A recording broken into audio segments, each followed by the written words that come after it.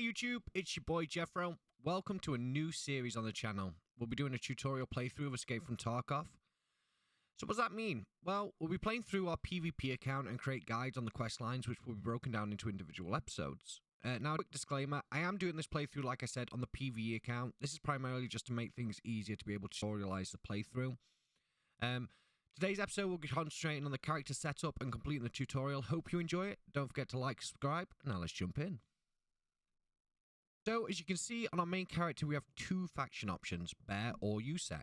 What is the difference? Well, Bear is the Russian-aligned PMC and USEC is the Western Terror Group-aligned PMC. As of right now, there's only a benefit for the USECs over the Bear, and that's due to Lighthouse around water treatment. Rogues who guard the water treatment will shoot bears on sight and from a considerable distance, in comparison to USECs who can walk around the outside of the treatment plant with no issues, really. Bears are supposed to be getting a benefit in the future, but it isn't in-game yet, and I'm not sure when it will be in-game.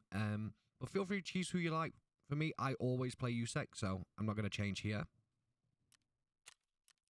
Now, as you can see, once you've chosen your faction, your next option is to customize your character slightly. There is a small amount of facial variations, a small selection of voice lines. Although note that the Nikita voice line was only available during the Christmas drop, so if you got the game after that, you won't have this voice line. But I believe it is due to be put into the Tarkov shop on the website later down the line, but when that will be, I am unsure. And of course, to be able to input your gamer tag. Once you've completed all that, let your Tarkov journey begin.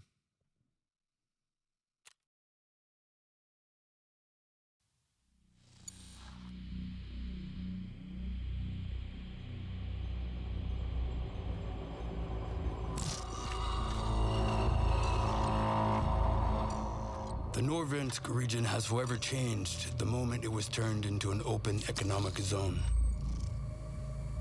Both Norvensk and Tarkov became centers of international partnership.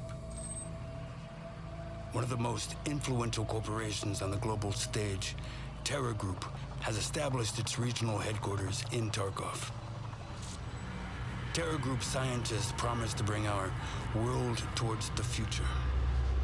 Even back then, it was obvious the old world was on its way out. In Tarkov, the corporation was actively acquiring land and absorbed local businesses for the sake of its revolutionary projects. Virtus in scientia. That's what they used to say. Terror Group's influence in the city grew rapidly. It wasn't long before they started showing interest in restricted government facilities. A move that couldn't go unnoticed by domestic security agencies. In order to protect their enterprises, Terror Group hired a foreign PMC, United Security. USEC personnel began blocking access to Terror Group's facilities, and even the government authorities no longer had a full picture of what the corporation was doing within Tarkov's borders. Eventually, a team of investigators was sent to the local headquarters to search the building and compile a report. But the USEC operatives refused to let the law officials through and opened fire. After that incident, a new force appeared in the Norvensk region, PMC Bear. Their main mission was to expose and gather evidence of Terror Group's illegal activities around the world. At first, Bear's operations and their clashes with USEC forces were limited and isolated, but the tension escalated quickly. It was too risky to fully involve military forces to maintain order due to the region's special status. The UN forces and Russian military blocked all routes in and out of the city, and the UNTAR mission began evacuating civilians. But despite the authorities' statements, the situation in Tarkov was no longer under anyone's control.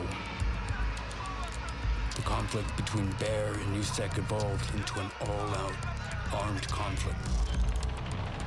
Marauders and bandits, soon nicknamed scabs, only made things worse.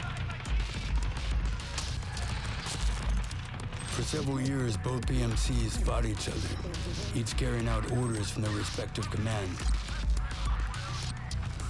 Before all this, Tarkov was featured in the world's top financial news. And now it shows up in the combat logs of the contract wars. But it didn't end there. Terror Group's local headquarters became Bear's primary objective. withstanding multiple assault attempts. During one of those raids, something happened. An event that split Tarkov's history into the before and after.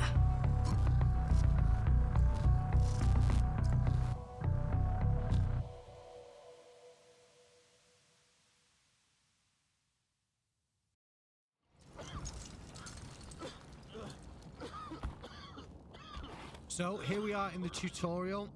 The tutorial starts off on a map called Ground Zero.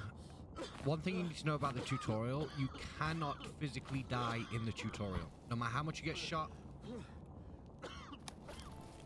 This is going to start off the main storyline, which we will need to gain access to the other maps. So as you can see there on the table, I picked up a tape. I'm going to press M to start listening to it.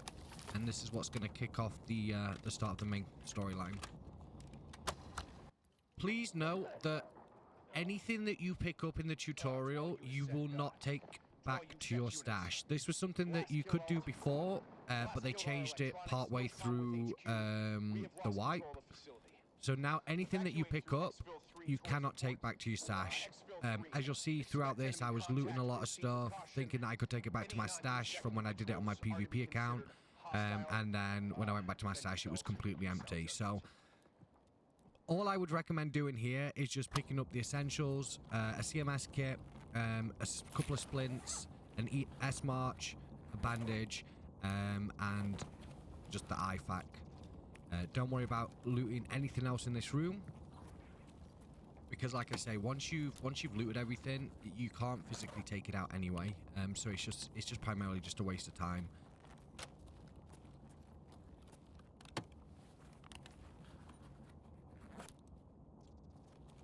Now, I will recommend looting this body here because this will help you out significantly through the tutorial.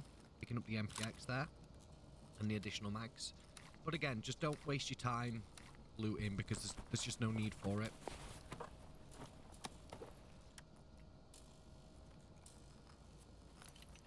Now, right here, we're fixing our gun. As you can tell, it gives you an indication of what you need to do to be able to do it. So basically, any gun that's below primarily 90% durability, you'll have jam problems and other problems, so you have to kind of fix your gun. It's very frustrating when you're mid-gunfight and your gun jams, but it does happen, so just be aware of that. It's quite important to understand how you fix those guns, especially if you're in the middle of a fight. Being able to do it relatively quickly is life-saving at times. Again, obviously I'm just looting. Again, this is just a pointless exercise because realistically none of this stuff's going back to my stash. So our first engagement with a couple of scavs. Scavs are AI elements to the game. You can play as a scav. It's basically like a free loadout, random kits. But yeah, as it stands right now, these one of many factions of the game. Scavs come in 3 difficulties: easy, medium, and hard. What you tend to find is at the beginning of raids, scavs are relatively easy. As the raid progresses on and the time goes down, the more difficult the scavs get. They kind of come in waves. And also with that is a variation of different loot pools. So easier scavs tend to have lesser good quality loot. Obviously, and then medium and higher tend to increase the value of the loot and the quality of the loot that you can gain from them. So obviously here, as you can see, I'm fixing myself up. Now, one thing I will always say is prioritize thorax and head when healing. They're the 2 core areas you want to prioritize healing first before you heal anywhere else, especially if you're in the middle of a fight. Will save your life 9 times out of 10.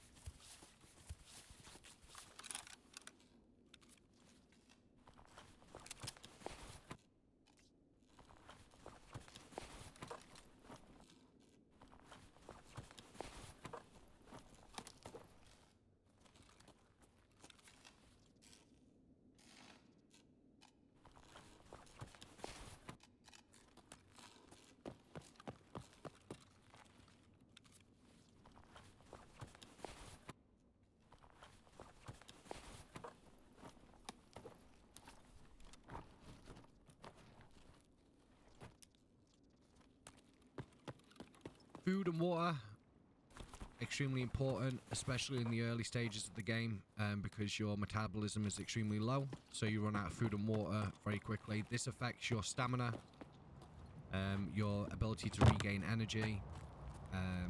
So yeah, so ensuring that you've got kind of food and water on you at all times.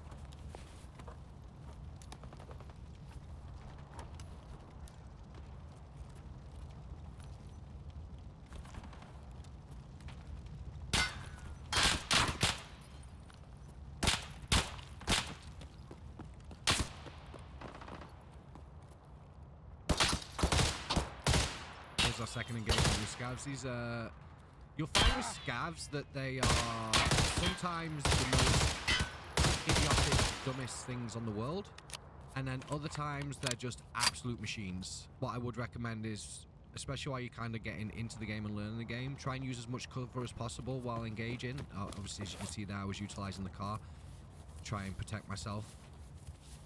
One thing you should know about AI as well is they will prioritize their shots according to what armor you wear. So you will find if you have higher tier armor, thorax and head armor, they will prioritize arms and legs. If you have lower tier thorax armor or head armor, they will prioritize the thorax and the head.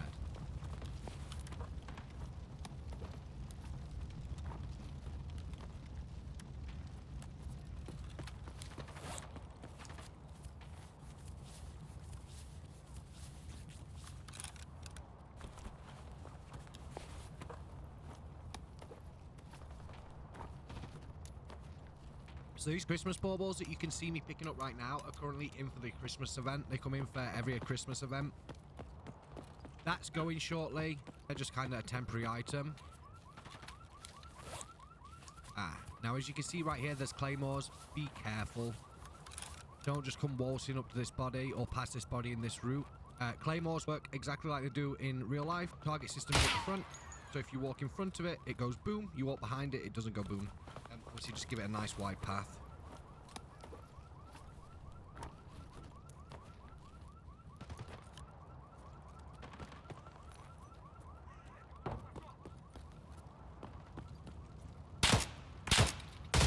As you see popping up on the screen there, there's just a few tips and hints. Make sure you pay attention to them. They'll help you out greatly as you go into the main game.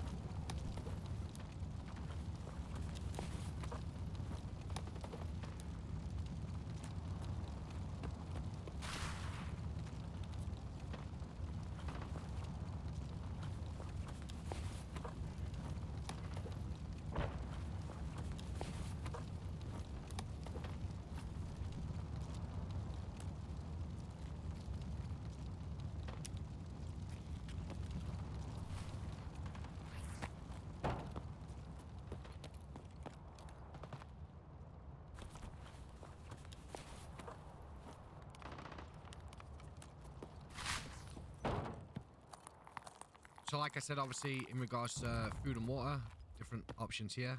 Primarily, the water bottles will do water. The food will do just your energy. Whereas something like the Red Bull will contribute to both.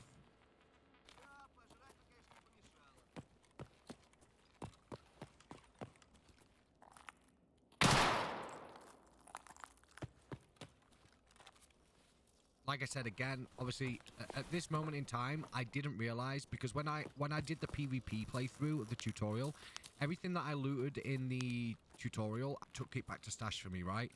So in my head, when I'm doing it through the PvE tutorial, I'm assuming it's going to be the same thing, to then later find out, you know, once I've extracted, that's not actually the case. So don't waste your time looting all these things. Like I say, just pick up the essentials that you need, which is the meds and some food and water. And obviously the MPX at the beginning, but everything else you can kind of dismiss because it's not really needed at all. It's not going to gain you any benefit. It doesn't go back to your stash.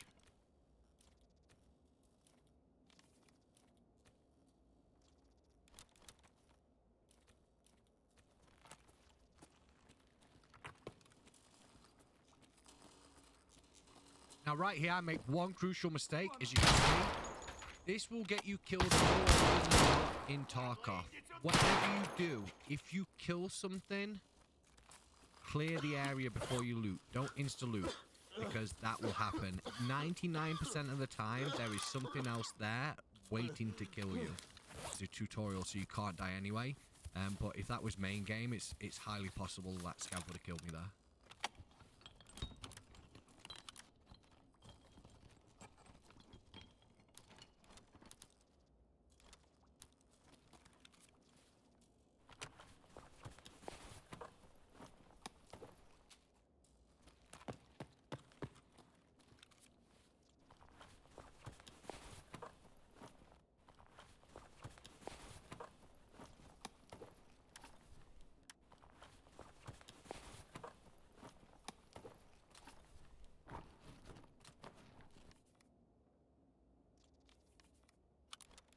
So it's a little trick that you can do, as you can see.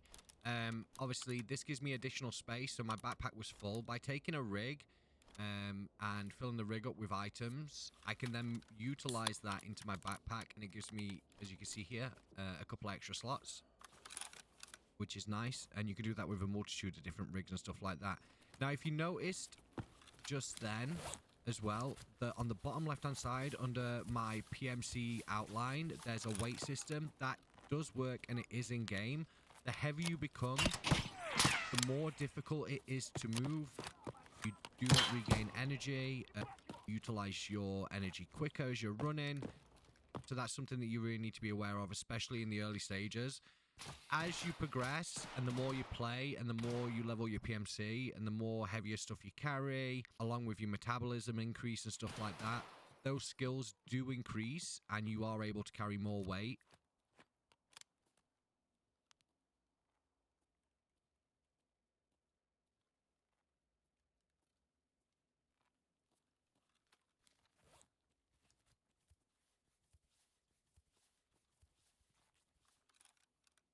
As you can see, just in amber there, bottom left corner, I'm 29.5 kg, 29.7 kg, sorry, which means that I'm not too heavy, but I'm heading in that direction, right? Also, next to that, you can see my health in green. Obviously, the blue is water and the white is energy. So right now, I'm just eating and drinking. As you can see, as I eat and drink, they come up. Now, they do have an effect in game. Hydration will dehydrate you and slowly reduce health, prevent you from being able to regain energy and being able to sprint or run.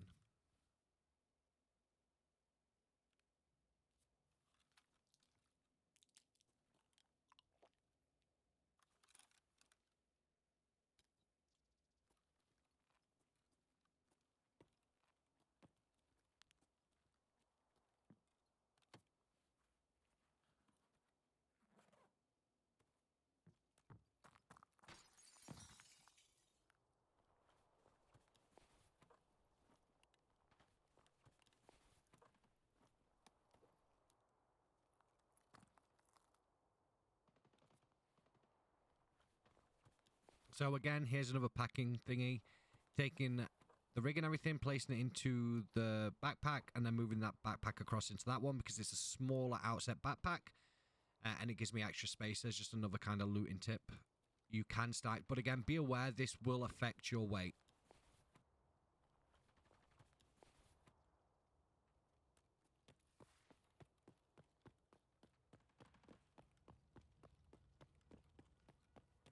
And here we are. The green flare is the indicator for an extract.